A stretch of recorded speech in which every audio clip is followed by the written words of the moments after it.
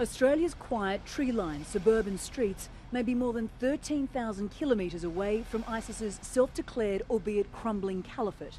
But this is fertile ground for its murderous ideology. According to the government, ISIS has recruited around 200 Australians to fight in Iraq and Syria, including two friends of this young Melbourne man. I know two personal friends of mine, who have travelled to fight with ISIS.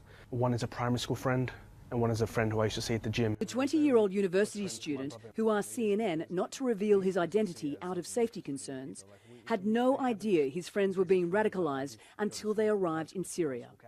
And while he didn't see any red flags, he believes a feeling of alienation in their own country made them vulnerable to ISIS. I do believe that it's because of the lack of sense of belonging here in Australia. When anybody travels overseas, over there we're known as Australians. Here in Australia we're known as foreigners. So they're probably sitting back thinking, who are we? Authorities have managed to stop hundreds of Australians from travelling overseas to fight.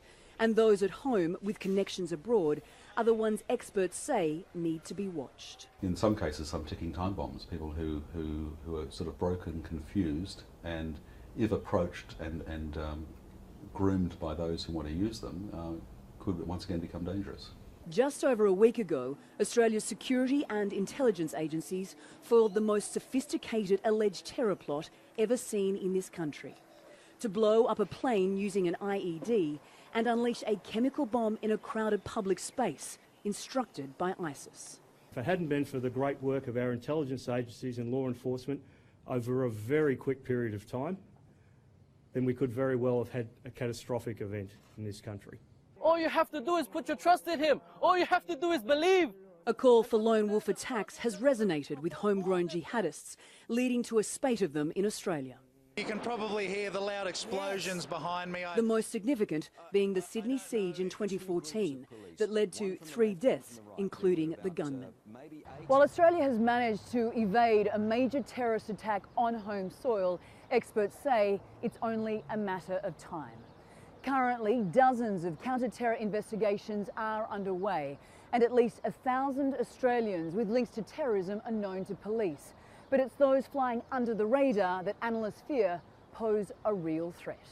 The government has poured tens of millions of dollars into de-radicalisation programs across the country that work with communities and families to identify early warning signs. There are not many mothers are going to dial a hotline and dob in a son, even if they, feel that there's something wrong. But they may do something at that grassroots level if they are connected to people that they trust and confide in.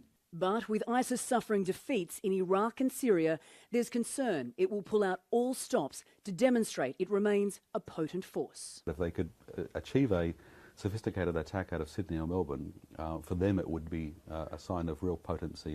A fear shared by this man. One of his friends has since been killed on the battlefield. The fate of the other remains unknown. But he's certain ISIS will continue to prey upon his community. We are not doing enough to stop it. They have nothing to lose. We do. Anna Corrin, CNN, Sydney.